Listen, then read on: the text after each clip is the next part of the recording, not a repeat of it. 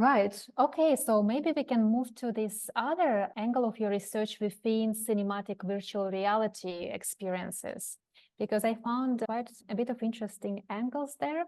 But to start with, again, I would like to just briefly discuss what you've done within the cinematic virtual reality area and how haptic feedback could possibly enhance the audience sense of presence and immersion compared to traditional filmmaking techniques. CVR is, of course, a very niche field, both in cinematography and VR. But there is a lot of learnings from video games, for example, that can be taken to cinematography. So together with my team, we try to explore that also as a field of research. And when we think about cinematography and CVR more specifically, an important thing for us for the feeling of presence is the feeling of realness. So, of course, experiencing with multiple senses again is more natural for us as human beings, right? If we are within the situation, if we are surrounded with the world, it's natural for us to be able to touch things, to grab things, to be able to use our hands in a natural way, not only with controllers, right? So, for example, the use of haptic gloves allow us to use our hands more naturally than, for example, with traditional VR controllers. So that's the first thing that we feel more natural than in traditional VR situation. Or if we are thinking about traditional movie, we don't experience that at all, right? We transport ourselves through the story, but not necessarily get physically immersed within the experience. So for sure, that's one of the things that can enhance the presence. However, this experience of realness, the need of experience of realness, can also be a barrier for us for experiences, right? Because at the current state of art of hardware, very often it's difficult for us to feel our hands, for example, in a natural way, because the gloves have their weight, for example, and we don't really feel like our hands are necessarily our own. The way that haptic feedback that we can program affecting our body does not necessarily always feel very natural, right? In a sense that we experience vibration instead of real touch. If somebody pats us on our shoulder, we may feel a vibration. That's not how we would experience that in our real life.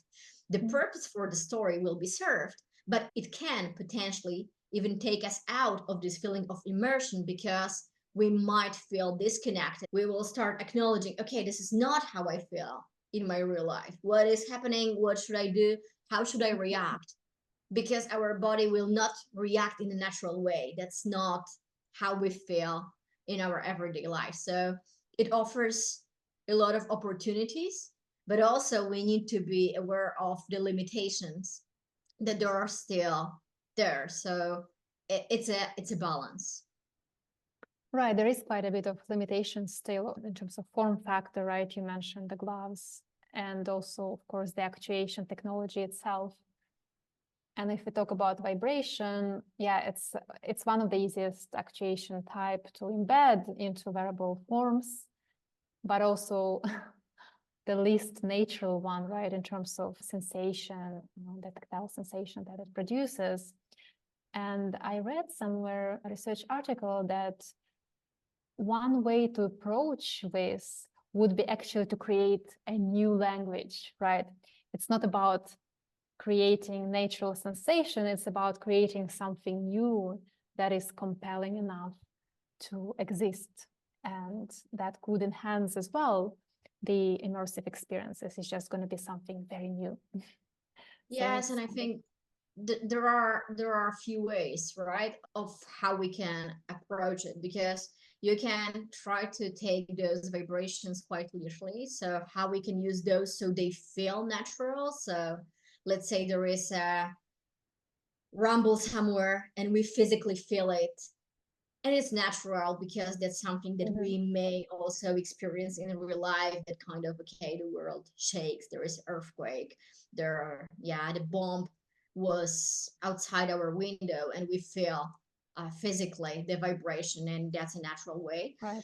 But also there are also other cases where we experience this kind of vibration. This is listening to music very loud.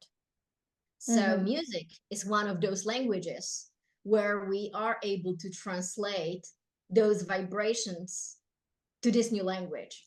So we were experimenting with translating various musical instruments to the feelings of a person and how it can be understood depending on how the vest or the suit would vibrate. However, at this point, we experience quite a lot of issues with latency. So playing music with VR is still very difficult to get that in sync. So to actually have things perfectly synchronized is still a little bit of an obstacle, at least was an obstacle for us. But that's definitely a very interesting case to explore, to see how kind of vibration that is generated from music and can be understood for a person, if it's a potential or this is a starting point for generating this kind of language.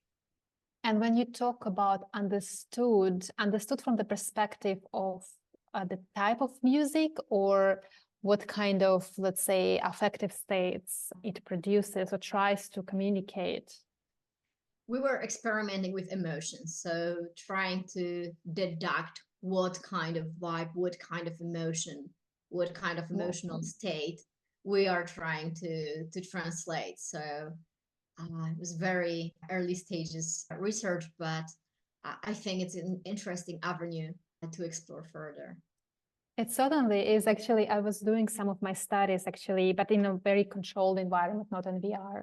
Basically, we were trying to take certain sounds that were evaluated before in terms of their emotional resonance, and then we would translate those sounds into haptics, right? So basically, they were felt haptically. And we noticed, actually statistically significant, that these sounds, when felt as tactile sensations, produce very similar affective states. So there is certainly a potential. And I think it makes sense because vibration and sound, they're in the same region, right?